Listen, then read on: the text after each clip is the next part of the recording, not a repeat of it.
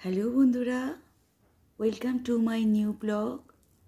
আজকে তোমাদের জন্যে সুন্দর এই কড়া পাকের সন্দেশ, নতুন গুড়ের সন্দেশ কীভাবে করলাম, একদম সুন্দর খেতে, দোকান থেকেও হার মানাবে।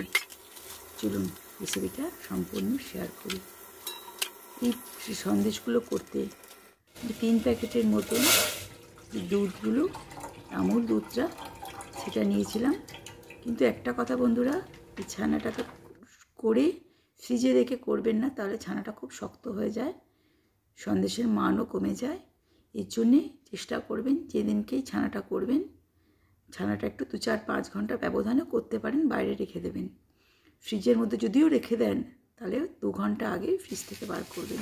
একটু জলের মধ্যে চুবিয়ে নিয়ে একটু উঠিয়ে নেবেন, জলটা একটুখানি 1 সেকেন্ডের জলে চুবিয়ে উঠিয়ে নেবেন, এতে শক্ত ভাবটা কেটে যায়।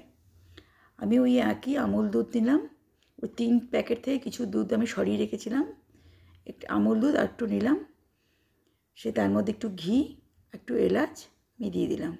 একটু ফোটাতে, মনে করুন 2 কাপ দুধ লাগবে, আমি 1.5 কাপ নিলাম, সরিয়ে রেখেছিলাম ওই 3 প্যাকেট দুধের থেকে, সেটাই একটু কম করে নিলাম। এইভাবে দুধটাকে দেওয়ার পরে যে ছানাটাকে হাতে মুষ্টে মুষ্টে, যেমন রসগোল্লা করার আগে করতে হয় সেরকম মুষ্টে মুষ্টে ছানাটাকে নরম করে নিয়েছিলাম, দুধের মধ্যে দিলাম। এবার একটা জিনিস খেয়াল রাখবেন, ছানার মধ্যে কিন্তু দুধটা ঢোকা চাই, তাহলে দুধটা যত নেবে তত, দুধটা যেই ছানাটা সোক করে নিল, আমাদের এখানে যে গুড় আছে, নতুন গুড়, এর সাথে একটু ভালো মানের পাটালি যোগ করবেন, সঙ্গে একটু সেন্টেডও থাকবে, আর একটু ডেলা পাটালিও থাকলে সেটাকে একটু গুঁড়ো করে নেবেন। এইভাবে পাটালিটা দিয়ে প্রতিটা ছানার মধ্যে যেন পাটালিটা আর দুধটা গিয়ে নরম হয়ে যাবে। এখানে কিন্তু আঁচ কমিয়ে অনেকটাই ভাবে নাড়তে হবে। তারপরে যখন নরম নরম হয়ে এলো, তখন ঠান্ডা করে একটু মিক্সারে 2 বার ঘুরিয়ে নেবেন, বেশি নয়, একদম মিহি করবেন না। কিন্তু এটা মিক্সারে প্রথমে কিন্তু ঘোরাবেন না, তাহলে দুধও ঢুকবে না, গুড়ও ঢুকবে না, কোনো স্বাদ আসবে না। মিক্সারে ঘোরানোর পরে আমি আবার ওই কড়াইয়ের মধ্যে যে ঘোরানো ছানাটাকে, সন্দেশটাকে হওয়ার আগের অবস্থা, সেটা দিয়ে দিলাম। আরও আমি এখানে 1 চামচ ঘি দিলাম, ঘিটা কিন্তু অবশ্যই লাগবে। এখানে কিন্তু আঁচটাকে একদম কমিয়ে রাখবেন, কোনো মতেই বাড়াবেন, আর সমানে নাড়তে যাবেন।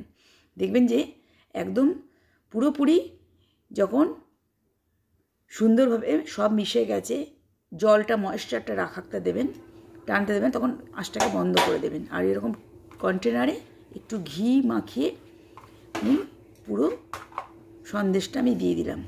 দিয়ে দেখুন ঠিক এরকম একটা সিলিকনের, আমি এখানে সিলিকনের খুন্তি ব্যবহার করেছি, সমান করে দিলাম। তার আগে ঘিয়ের ব্রাশ করে নিয়েছিলাম কন্টেনার, এরকম একটা প্লাস্টিক দিয়ে ঢাকা দিয়ে 1 ঘন্টা নর্মাল ফ্রিজে রেখে দেবেন।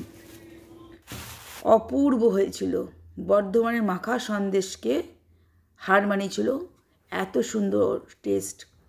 মিষ্টির দোকানেও এরকম টেস্ট পাওয়া যাবে না।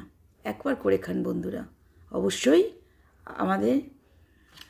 আমাকে একটা উপহার হিসেবে কমেন্টে অবশ্যই আপনারা লিখবেন কেমন লাগলো, মিষ্টিটা কেমন টেস্ট হলো।